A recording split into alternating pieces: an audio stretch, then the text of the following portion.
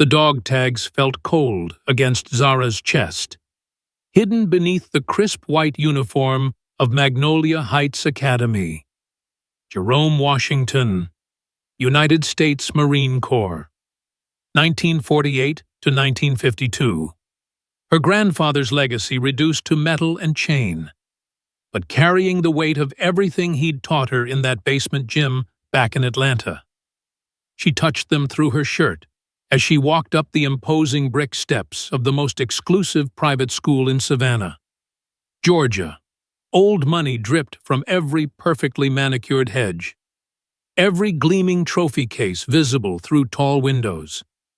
This wasn't her world.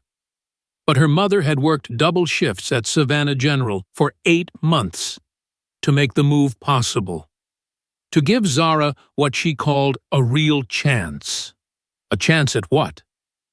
Exactly, Zara wondered as perfectly coiffed students glided past her, their conversations peppered with casual mentions of family vacation homes and trust funds. She clutched her second-hand leather bag tighter, trying to blend into expensive shadows. The morning air hung thick with August humidity, and the kind of tension that comes when old systems meet new faces. Zara had felt it before.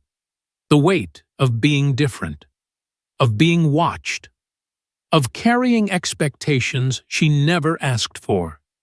She'd survived worse than this. Had to.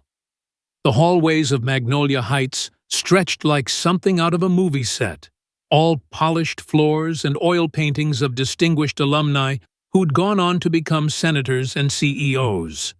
The scholarship office had warned her about the adjustment period, about finding her place in an environment where most students' parents donated more money in a year than her family made in 5.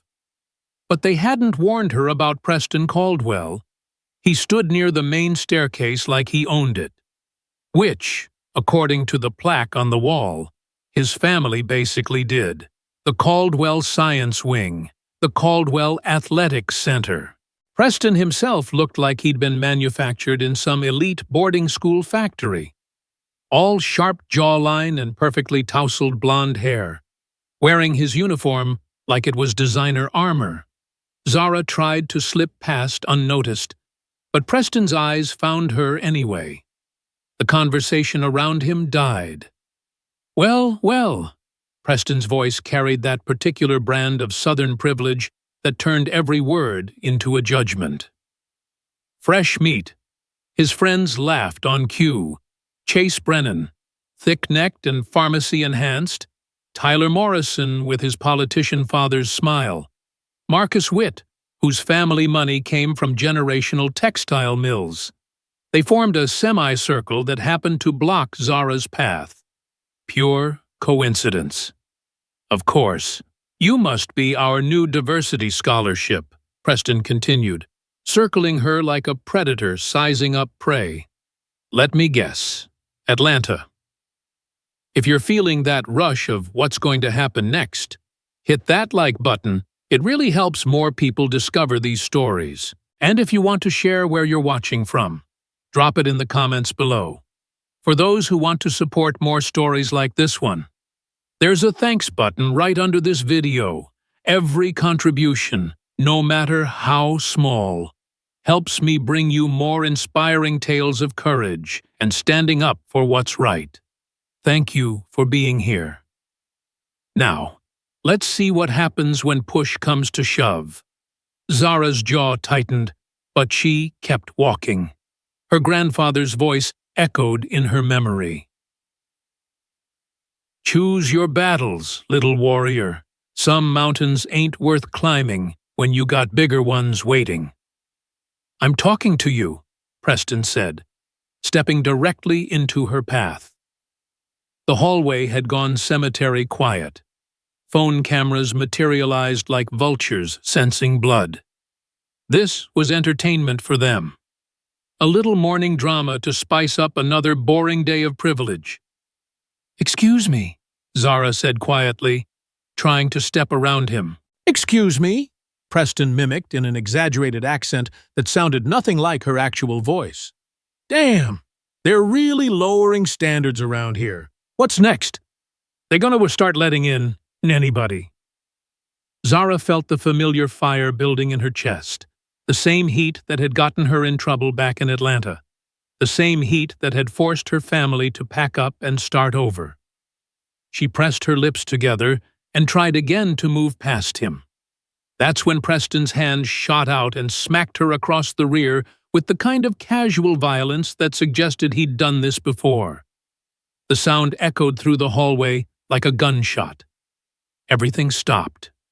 The phones, the whispers, even the air conditioning seemed to pause in shock.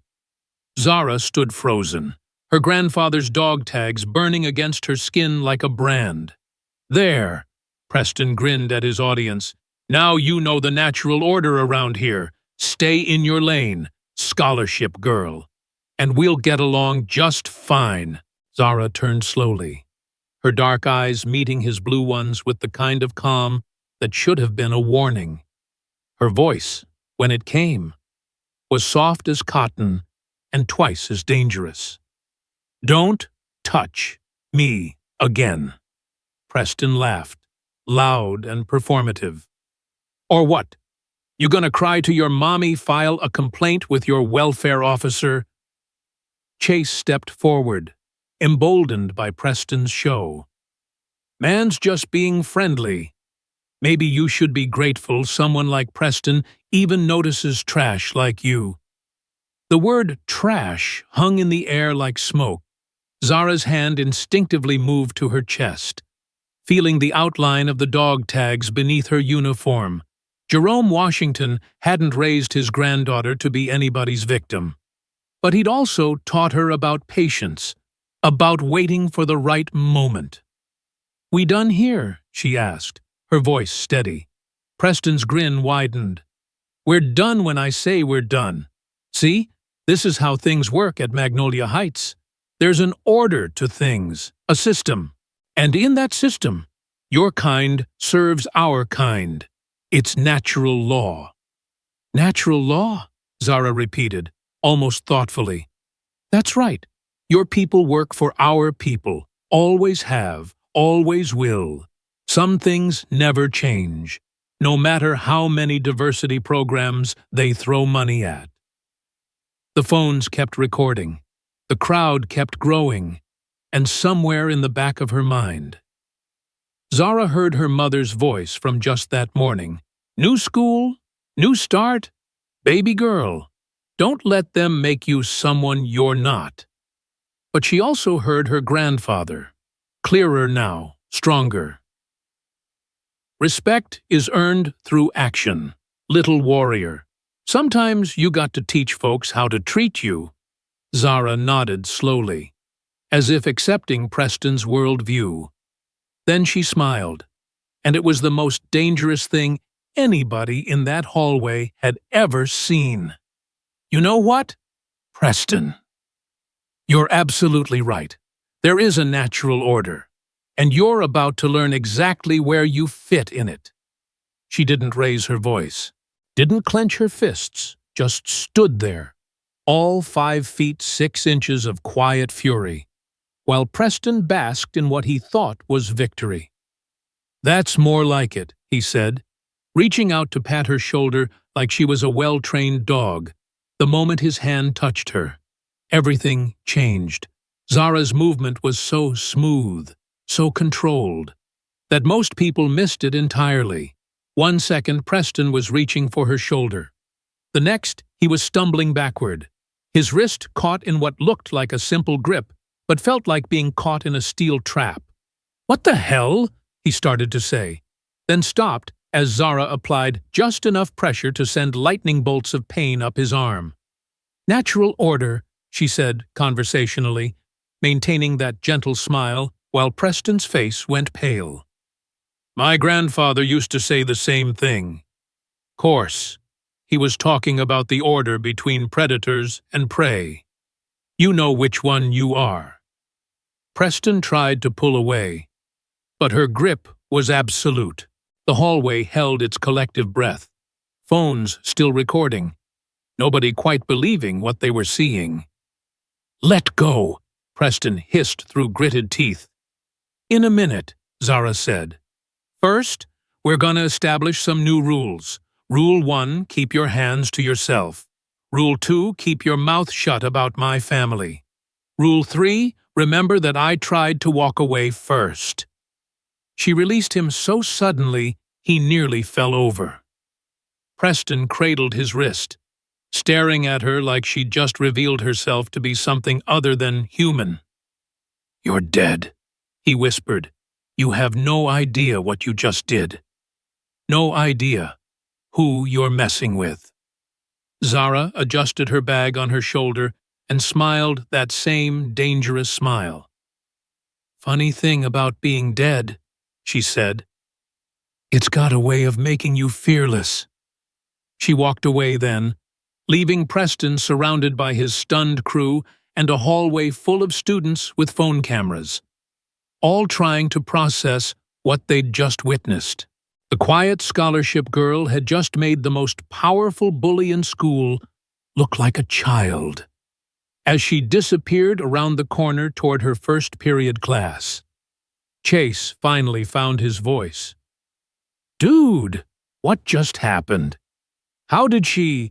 Shut up, Preston snapped, still flexing his wrist. But his mind was already racing, already planning. Nobody embarrassed a Caldwell. Not at Magnolia Heights, not anywhere. He pulled out his phone and started typing, organizing his crew for lunch period. Time to teach the new girl about consequences. What Preston didn't know, what none of them knew, was that Zara Washington had been learning about consequences her entire life, and the lessons her grandfather Tank had taught her in that basement gym were about to make their Savannah debut. The morning bell rang, signaling the start of first period. Students scattered to their classes, phones buzzing with notifications as the videos began to spread. By lunch, half the school would know about the confrontation. By evening, it would have thousands of views, but right now, in the calm before the storm. Zara sat in advanced physics and touched the dog tags through her shirt one more time. She could almost hear her grandfather's gravelly voice. Every bully thinks they're tough until they meet someone tougher. Question is, little warrior, you ready to show 'em what tough really looks like? The answer, Preston would soon discover, was yes. The cafeteria at Magnolia Heights looked more like an upscale restaurant than a school lunchroom. Marble countertops, stainless steel fixtures, and food that actually resembled food instead of institutional paste. Even the lunch trays were ceramic. Zara sat alone at a table near the windows, picking at a sandwich she'd brought from home. She could feel the stares, the whispered conversations, the weight of being the girl who'd made Preston Caldwell flinch. The video from the morning had been making rounds all day, passed from phone to phone like contraband. She hadn't wanted this attention, had hoped to blend in, keep her head down, survive her senior year without incident. But Preston had made that impossible the moment he decided she was fair game. Mind if I sit? Zara looked up to find a girl about her age, light-skinned with carefully straightened hair and nervous eyes.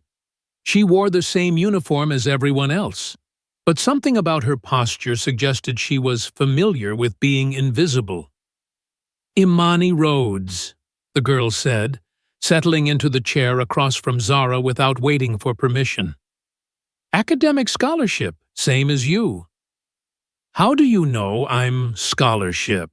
Imani smiled, but it didn't reach her eyes. Honey, we can smell our own kind. Plus, Preston doesn't waste his special brand of welcome wagon on paying customers. They ate in silence for a moment. Two islands of otherness in a sea of inherited privilege. Around them, conversations flowed about spring break trips to Europe and which colleges their parents had attended. You know he's not done with you, Imani said quietly. not looking up from her salad. Figured as much. No, I don't think you understand. Preston's family owns half the commercial real estate in this city. His mama sits on the school board. His daddy's state senator. When a Caldwell gets embarrassed, consequences follow. Zara studied the other girl's face. Sounds like you're speaking from experience. 2 years I've been here. 2 years of keeping my mouth shut. My head down. Being useful but not threatening. You know why. Because it's easier. Because last kid who crossed Preston ended up expelled for cheating. Cheating he didn't do. On a test, Preston's crew had the answers to ahead of time. Marcus Chen. His name was. Smart kid. Full ride to MIT waiting for him. Now he's working at his uncle's restaurant, wondering what happened to his future. Zara set down her sandwich. And you just watched it happen. What was I supposed to do? I'm one girl with no connections and no money. You think justice lives in places like this? Imani gestured around the opulent cafeteria. Justice is a luxury item here, and we can't afford it. So what's your advice? Apologize, beg forgiveness. My advice is to transfer schools while you still can. Because what happened this morning, that was just Preston testing the waters. You embarrassed him in front of people who matter. Now he's gonna escalate, as if summoned by their conversation. Preston appeared at the edge of their table. He'd changed clothes since the morning, now wearing a polo shirt that probably cost more than Zara's monthly grocery budget. His wrist was wrapped in an ace bandage, a visible reminder of their earlier encounter. "Ladies," he said with false politeness, "hope I'm not interrupting anything important."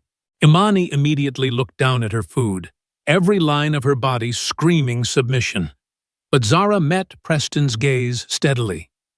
"Something you need?" she asked. "Actually, yes, see, I've been thinking about this morning, about our little misunderstanding, and I realized I might have come across as unwelcoming. That wasn't my intention at all." He pulled out his phone and set it on the table between them, screen facing up.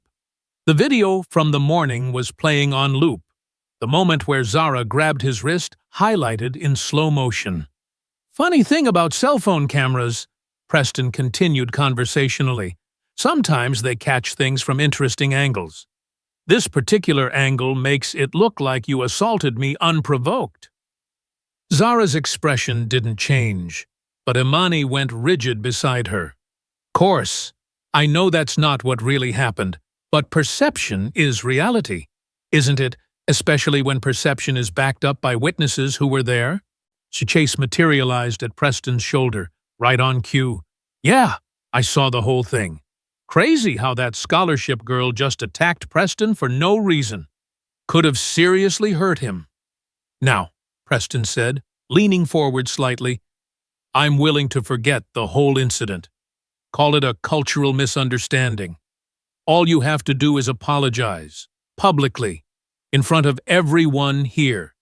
Get on your knees and apologize for assaulting me. And we'll call it even." The cafeteria had gone quiet around them. Not silent, but subdued. The kind of hush that falls when predators circle wounded prey. Students at nearby tables leaned in, phones appearing like magic.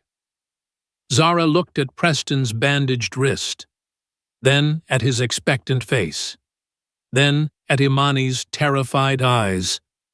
She thought about Marcus Chen working in his uncle's restaurant, about her mother pulling double shifts to afford this chance, about all the ways powerful people crushed those who dared to fight back.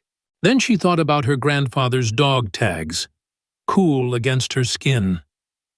"No," she said simply. Preston's mask of politeness slipped. "Excuse me." I said no.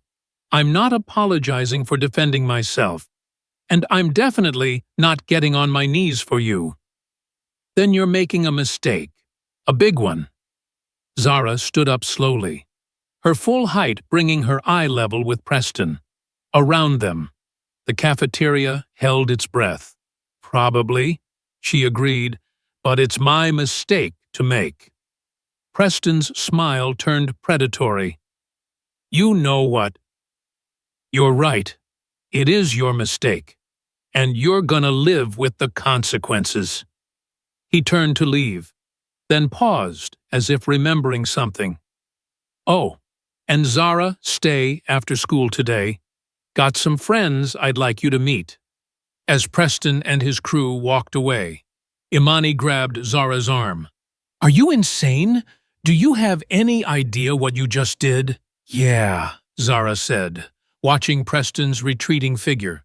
I chose my battlefield. Met for the first time since sitting down. Imani looked directly at her. Your grandfather really taught you to fight, didn't he, among other things? Think it's gonna be enough. Zara touched the dog tags through her shirt one more time, feeling the weight of everything they represented. Jerome Tank Washington had survived Korea, the streets of Atlanta, and 30 years in the ring. He'd taught her more than just how to throw a punch or break a hold. He'd taught her how to survive. Guess we're about to find out, she said. The afternoon classes passed in a blur of whispered conversations and sideways glances. Teachers who'd heard about the morning incident kept giving Zara concerned looks, as if she might explode at any moment. Students who'd never noticed her before suddenly found reasons to walk past her desk, stealing glimpses of the girl who'd made Preston Caldwell back down. But Zara's mind was elsewhere, running through scenarios, calculating odds, remembering lessons from the basement gym. Her grandfather had always said the key to winning any fight was preparation. Know your enemy, know your environment, know yourself. Preston Caldwell was rich, connected, and used to getting his way through intimidation and social pressure. He had resources, allies, and the home field advantage. But he'd also shown his hand this morning, revealed himself to be the kind of bully who folded when met with real resistance. The question was, how far was he willing to go to save face? As the final bell rang and students streamed toward the exits, Zara gathered her things slowly. She could see Preston and his crew loitering near the main entrance. Casual as anything. Just a group of friends hanging out after school. Waiting. Zara slipped out a side exit instead, circling around toward the student parking lot. If Preston wanted a confrontation, she'd choose the time and place, open ground, multiple exit routes, security cameras, but as she rounded the corner of the science building, she realized Preston had anticipated her move.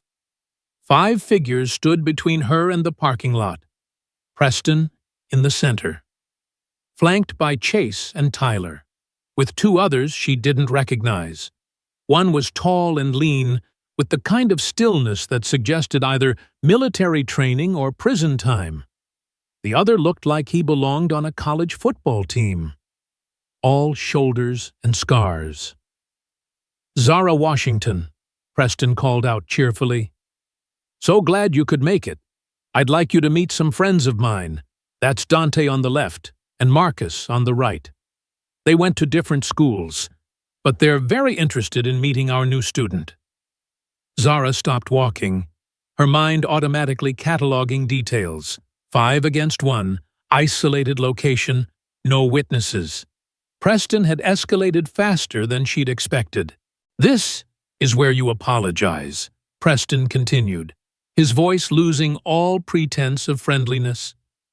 This is where you get on your knees and beg forgiveness for embarrassing me. Because if you don't, he let the threat hang in the air. Zara looked at each of them in turn, measuring distances, identifying threats, calculating angles. Her grandfather's voice echoed in her memory, "When you're outnumbered, little warrior." You got two choices: run or make sure they remember why they shouldn't have cornered you. She set down her bag carefully and rolled her shoulders, feeling the familiar looseness that came before action. "You know what, Preston," she said, her voice calm as still water. "I think it's time you learned about that natural order you mentioned." Preston's grin widened. "Boys, I think our new friend needs some help finding her manners." They moved toward her in a coordinated formation, and Zara Washington prepared to show them exactly what her grandfather had taught her about surviving when the odds were stacked against you. The fight was about to begin, and somewhere in Atlanta. If Jerome "Tank" Washington could have seen what was coming, he would have smiled that dangerous smile his granddaughter had inherited. The real lesson was about to start. They came at her like a pack, confident in their numbers, certain that 5 against 1 meant inevitable victory. Chase moved first, his steroid-enhanced bulk making him slow but dangerous. Zara sidestepped his charge and drove her elbow into his solar plexus, folding him like a lawn chair. Tyler tried to grab her from behind while she was focused on Chase. Bad mistake. Zara twisted in his grip, found the pressure point at his wrist, and sent him stumbling backward with a yelp of pain that echoed across the empty lot. "What the hell?" Marcus, the football player, stared at his friends in disbelief. "She's just one girl." "Then act like it," Preston snapped. But there was uncertainty creeping into his voice now. Dante, the lean one with dead eyes, moved differently than the others. He circled her like he knew what he was doing, like he'd done this before. When he struck, it was fast and precise, a knife hand aimed at her throat. Zara caught his wrist and twisted, using his momentum to send him sprawling, but the move left her open for half a second, and Marcus capitalized, rushing her like a linebacker going for a tackle. The impact drove them both to the ground, Marcus's weight advantage crushing down on her. For a moment, panic flared in Zara's chest. This was how fights were lost, when size and strength trumped skill and speed. Then she heard her grandfather's voice, clear as if he were standing right there. "Size don't mean nothing if you can't breathe, little warrior." Zara drove her thumb into the pressure point behind Marcus's ear. His grip loosened instantly as pain shot through his skull, and she rolled out from under him, back on her feet in one fluid motion. But Preston had used the distraction to pull something from his jacket pocket. The brass knuckles caught the afternoon light as he slipped them over his fingers, his prep school mask finally sliding away to reveal something uglier underneath. "Enough games," he snarled. "Hold her." Chase and Tyler, both still wincing from their earlier encounters, moved to flank her. Dante was getting back to his feet, murder in his eyes. Marcus shook his head, trying to clear the fog from her pressure point attack. Zara backed toward the chain-link fence, her options narrowing. 5 against 1 had been bad odds. 5 against 1 with weapons was a death sentence. Preston advanced slowly, savoring the moment. "You should have apologized when you had the chance. Should have known your place. Now you're gonna learn it the hard way." He drew back his fist, brass knuckles gleaming, and Zara prepared for impact. The sound that stopped him wasn't what anyone expected. Slow clapping, methodical, each clap echoing across the parking lot like a gunshot. They all turned to see an elderly black man walking toward them with the deliberate pace of someone who'd never hurried for anyone in his life. He was tall, broad-shouldered despite his age, wearing a simple gray shirt and jeans. But there was something in the way he moved, something in the set of his shoulders, that made grown men step back. "Jerome," Zara breathed, "Hey there, little warrior," Jerome Washington said, his voice like gravel and honey. "Looks like you got yourself in a situation." Preston straightened, trying to recover his authority. "Old man, this doesn't concern you. Walk away." Jerome stopped about 10 feet from the group and smiled. It was the most terrifying expression any of them had ever seen. "See? That's where you're wrong, boy. That there's my granddaughter, and anybody laying hands on my granddaughter very much concerns me." "Your granddaughter just assaulted me," Preston said, waving the brass knuckles. "We're teaching her some manners." Jerome's eyes locked onto the weapons, and his expression went flat. "Brass knuckles, 5-on-1, against a 17-year-old girl." He shook his head slowly. "Your daddy raised you to be a coward. Or did you come by it natural?" "You don't know who you're talking to," Preston warned. "My family owns half this city." "And I know who I'm talking to," Jerome replied. "Preston Caldwell. Your daddy's Richard. Your uncle's the one got them assault charges dropped last year. And your mama's the one been embezzling from the hospital charity fund." Preston's face went white. "How do you—" "Boy, I've been in this city longer than you've been breathing. I know everybody worth knowing and everything worth knowing about everybody else." Jerome took another step forward. "Including what happened to the Chen family when they tried to report your little drug operation." Dante shifted nervously. "Yo, Preston, maybe we should—" "Dante Morales," Jerome said without looking at him. "Your Uncle Hector's still walking with a limp from our last conversation. You really want to follow in his footsteps." The change in Dante was immediate. The dead-eyed killer became a scared kid in the space of a heartbeat. "Shit, you're Tank Washington." "That's right, and unless you want to end up like your uncle, I suggest you walk away, all of you." But Preston was too far gone, too invested in his own mythology to back down now. "I don't care if you're Mike Tyson. This is about respect. About order." He swung the brass knuckles at Jerome with all the fury of entitled privilege denied. Jerome moved like liquid mercury, faster than any 73-year-old had a right to move. One hand caught Preston's wrist, stopping the punch cold. The other drove into Preston's solar plexus with surgical precision. Preston's feet left the ground. He flew backward 10 feet and slammed into the side of a BMW hard enough to dent the door. The brass knuckles skittered across the asphalt, suddenly forgotten. Chase made the mistake of trying to help his friend. Jerome's backhand caught him across the jaw and sent him spinning like a top. Tyler took one look at his fallen comrades and ran. Marcus tried to circle around behind the old man, but Jerome just turned and smiled at him. "Son, I've been fighting since before your daddy was born.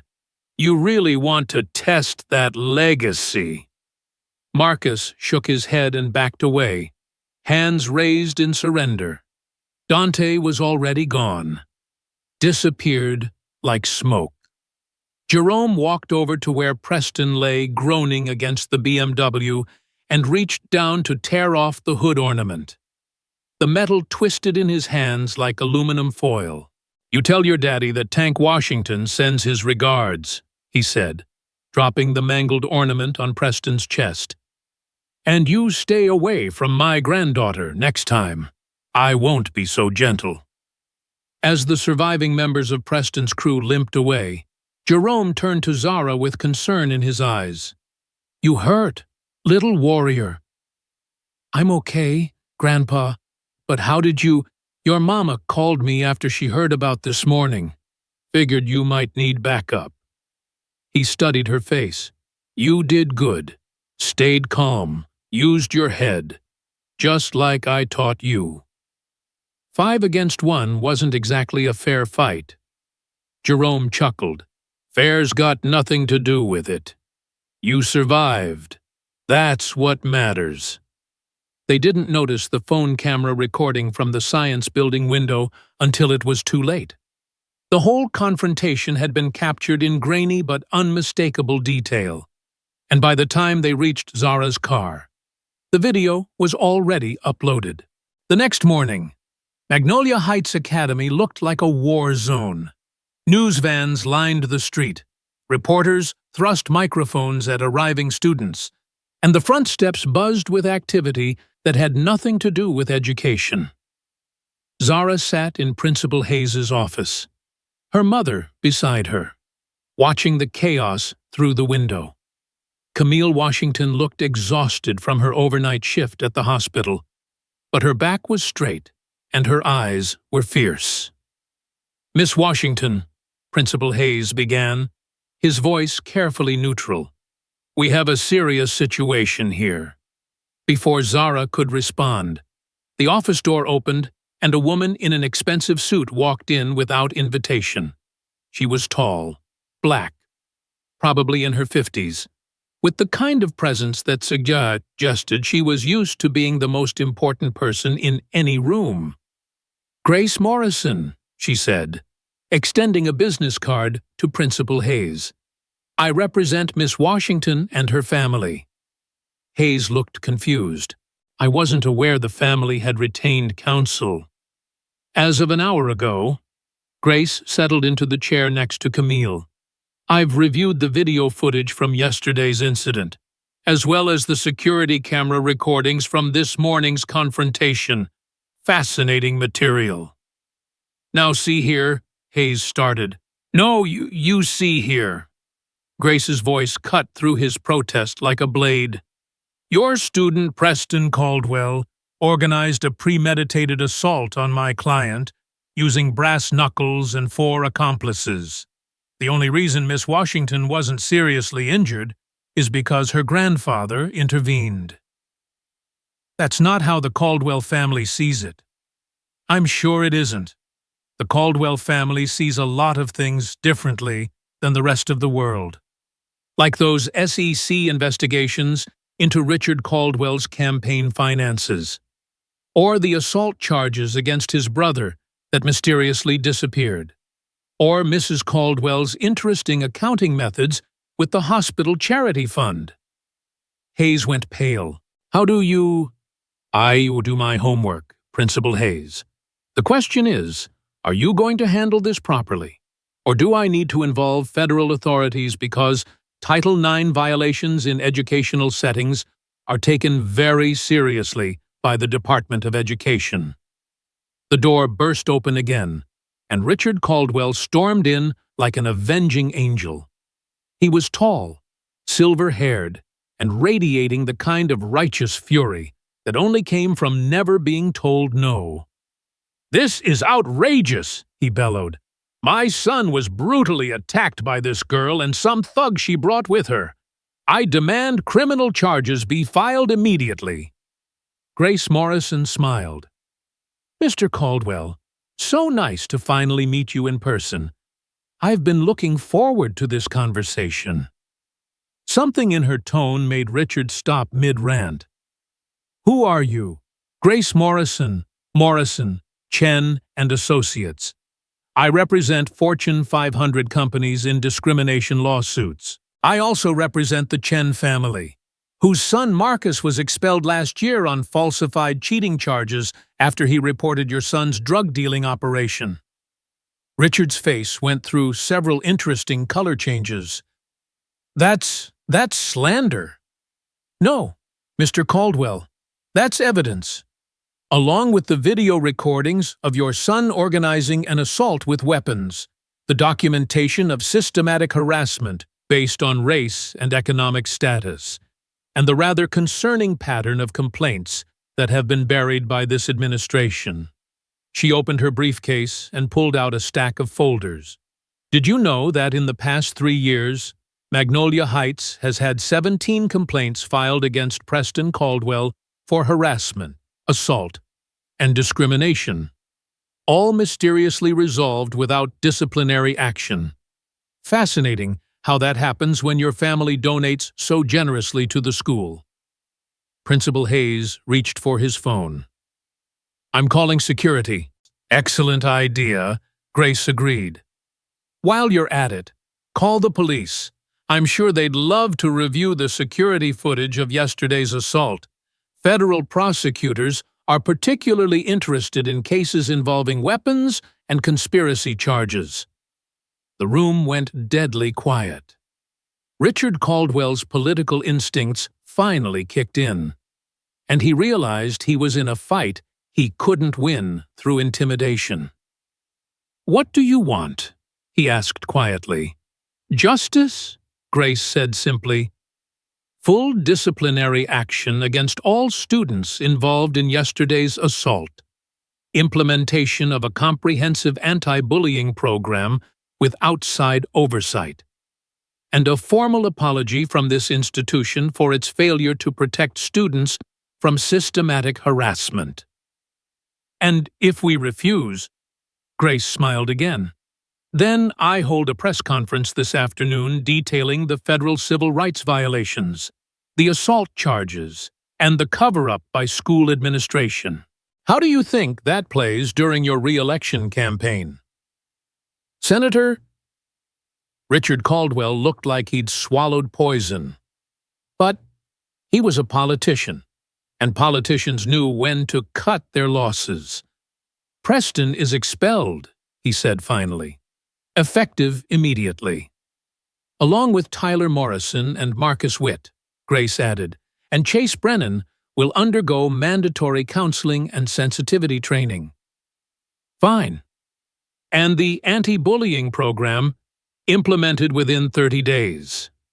Grace nodded and closed her briefcase. "Pleasure doing business with you, gentlemen."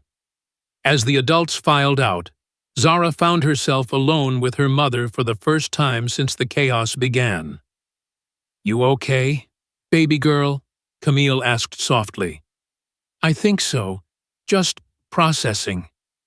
"Your grandfather called this morning, said to tell you he's proud of how you handled yourself." Zara touched the dog tags through her shirt.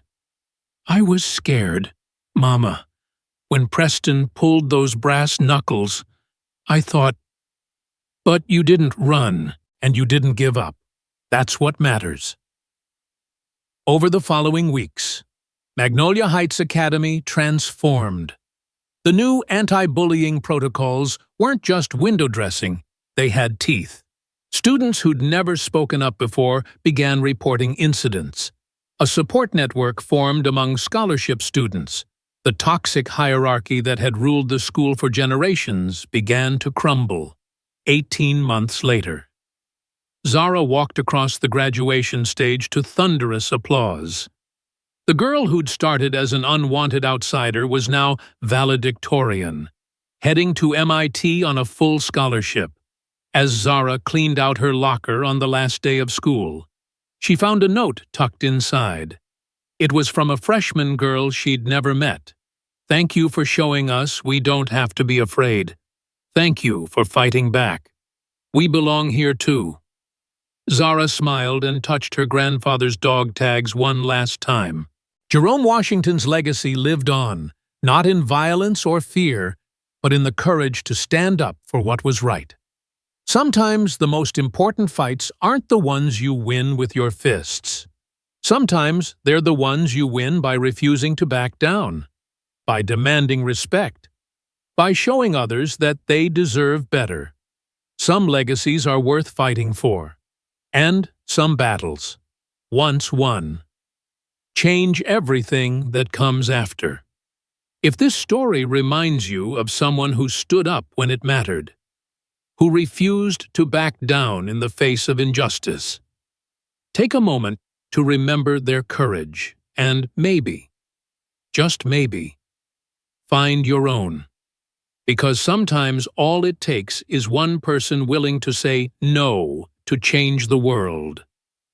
5 years later, Dr. Zara Washington stood in her MIT laboratory. The same dog tags now hanging openly around her neck as she worked on breakthrough research in biomedical engineering. Her phone buzzed with a message from Imani, now a successful lawyer in Atlanta. Another Magnolia Heights student reached out today, said your story gave them courage to report harassment. The ripple effect continues. Zara smiled, remembering that scared girl who'd warned her about consequences. Imani had been right about consequences, just not the kind either of them expected. Her grandfather Jerome had passed the previous winter, but not before seeing the documentary about bullying prevention that featured Zara's story in his final weeks. He'd whispered to her, "You did more than survive, little warrior. You showed them how to live with dignity." The dog tags caught the laboratory light as she worked. No longer a hidden symbol of strength, but a visible reminder that some legacies are meant to be carried forward, shared, and multiplied. Tank, Washington's granddaughter, had learned the most important lesson of all true strength. Isn't about winning fights.